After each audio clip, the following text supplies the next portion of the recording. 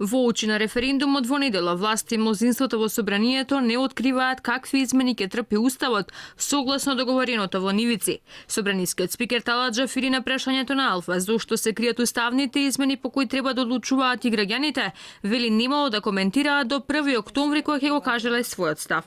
Прво и основно, собранието, јас и координативното тело сме предосредени на обврската за организација и спроведување на референдумот, тоест ангажманот за 30 септември. По однос на наредната фаза, од 1 октомври па натаму ќе имате можност да слушате сите ставови по однос на потребата за уставни измени.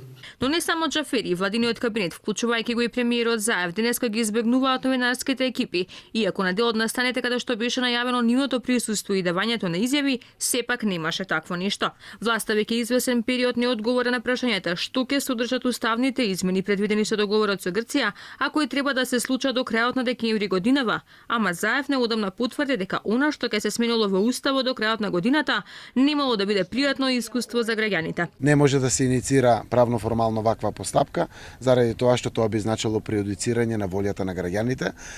Јас сакав уште сега ако може да се презентира, да ги видат граѓаните како тоа излегува, но со сето тоа ќе се прави непријатно влијание врз граѓаните, а граѓаните треба навистина слободно да одлучат во овој период. Опозицијската ВМРО ДПМН предупредува дека уставните измени кои власта ги подготвува во целост ќе доведат и до менување на целовитоста на Македонија, односно штом се менува устав, ќе значи создавање и на нова држава. Најклучниот проблем, одам член по член, е делот на промена на уставот. Односно во членот 1 се дефинира дека Република Македонија треба да го промени уставот со цел да има ново име кое што ќе се вика Република Северна Македонија, што е создавање на една нова држава, затоа што вие кога ќе промените устав на една држава, значи дека создавате нова држава, нешто кое што досега на ниеден премиер и министер не му било прифатливо.